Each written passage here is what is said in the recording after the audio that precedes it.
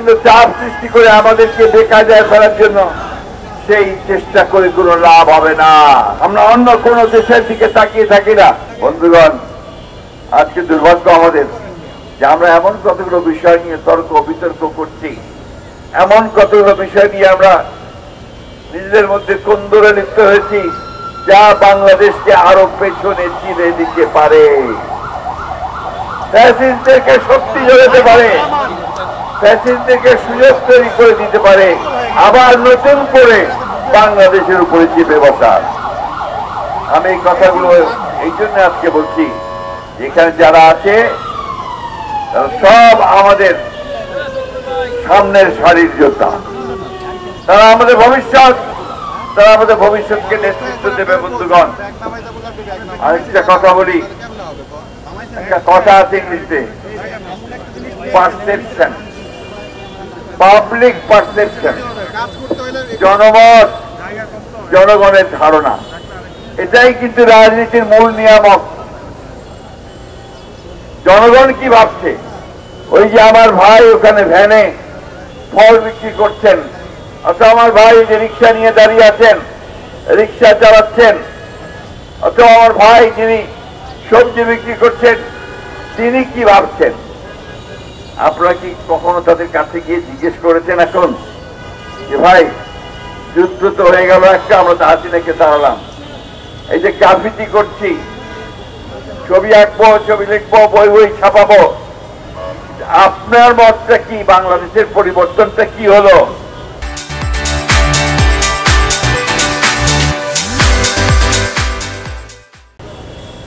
জিজ্ঞেস করেন তাকে।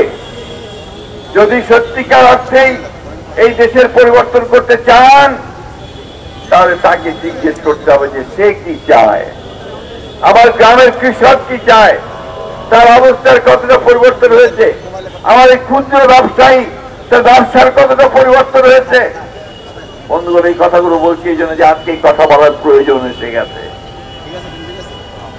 এই কথাগুলো বলা খুব দরকার। বর্তমান সরকার যারা প্রতি মুহূর্তে সংস্কারের কথা বলছেন, রাজনৈতিক দলগুলোকে দোষারোপ করার চেষ্টা করছেন ইনডাইরেক্টলি, যে আমরা কোঅপারেট করছি না, কথাগুলো সঠিক নয়। আমরা সারাক্ষণ তাদের এই সংস্কার কর্মসূচির সঙ্গে আমরা সহযোগিতা করছি, আমরা সারাক্ষণ সবাইকে নিয়ে কাজ করতে চাই। কই হাসিনার বিচারের তো এখন পর্যন্ত তেমন কিছু আমরা দেখতে পেলাম না। কেন পেলাম না? 1 বছর হয়ে গেল, হাসিনার বিচার কাজ পুরো শুরু হয়ে গেল না কেন? এখন পর্যন্ত তো সেই সমস্ত হত্যাকারীদের যারা প্রকাশ্যে হত্যা করেছে, আপনার বিবিসি তার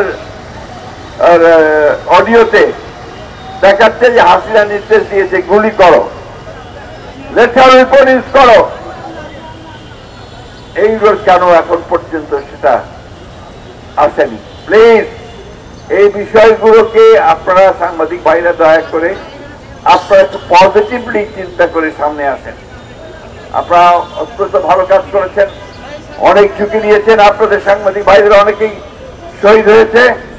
আপনারা সবসময় বাংলাদেশের মানুষের যে ন্যায্য আন্দোলন, গণতান্ত্রিক আন্দোলন, অধিকারের আন্দোলন, সেই আন্দোলনের পাশে আপনারা দাঁড়িয়েছেন, লড়াই করেছেন। এই বাংলাদেশের ইতিহাসটাই হচ্ছে আপনার সেই ইতিহাস। সেই ইতিহাসকে সমুন্নত রাখতে আমার সেই শিশু সন্তানটি যে এসে দেয়ালের মধ্যে সে কাঁচা হাত দিয়ে একটা ছবি আঁকার চেষ্টা করেছে, যে কথাটা কিছুক্ষণ আগে নয়ন বলছিল, নয়ন একটু তাত্ত্বিক কথা বলছিল যেটা অনেকেই আমরা বুঝি না, ফ্রিডম ফ্র্যাটার্নিটি অনেকে বুঝতে পারি না।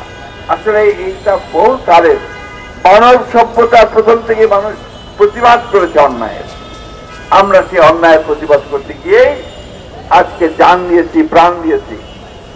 আমি তো যুবদল অনেক নেতাকে জানি যে তারা কেউ বাড়িতে থাকতে পারতো না, পালিয়ে পালিয়ে থাকতো, এক এলাকা থেকে আরেক এলাকায় গিয়ে থাকতো। আমি তো জানি যে এর মধ্যে তারা তাদের বাবাকে হারিয়েছে, মাকে হারিয়েছে, শিশুকে, সন্তানকে হারিয়েছে, তারা দেখতে যেতে পারে নাই। আমি তো জানি যে তারা চাকরি পায়নি, ব্যবসাও করতে পারেনি।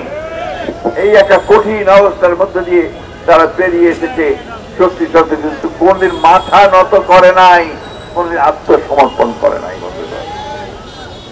আমরা সেই দল, যেই দলকে নিয়ে আমরা গর্ব করি। কেন?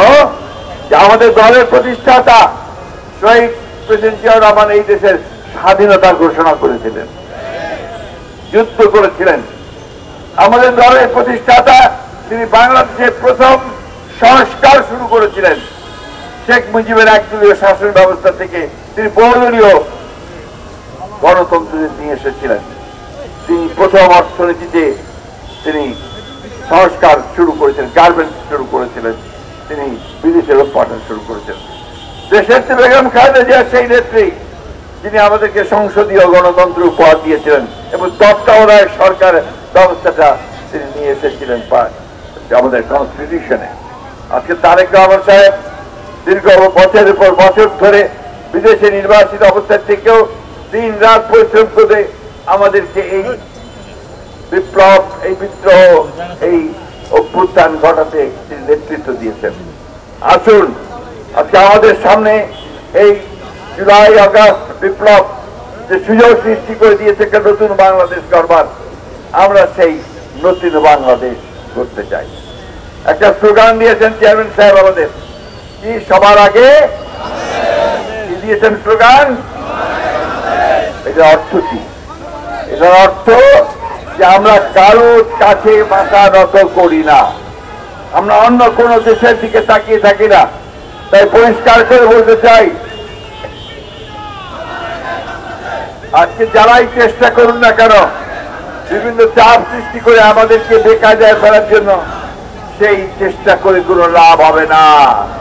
এই দেশের মানুষ লড়াই করেছে, লড়াই করতে জানে, লড়াই করে স্বাধীনতা এনেছে, লড়াই করে গণতন্ত্র রক্ষা করেছে এবং দেশকে মুক্ত করেছে।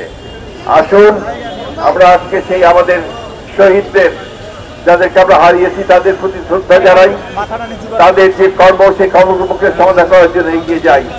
আজকে আসুন আমরা এই নতুন বাংলাদেশকে গড়ে তুলবার জন্য, যে বাংলাদেশে এই যুব দল, ছাত্র দল, বিএনপি সকলের দিকে তাকিয়ে সাধারণ মানুষ যেন বলে যে এরা ভালো মানুষ, ভালো দল, তাই না?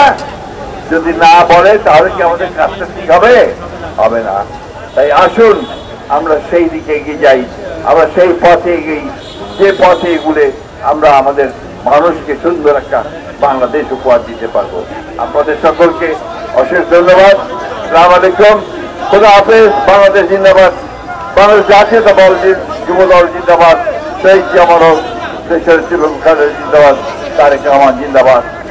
জুলাই আগস্টের শহীদেরা অমর হোক, অমর হোক।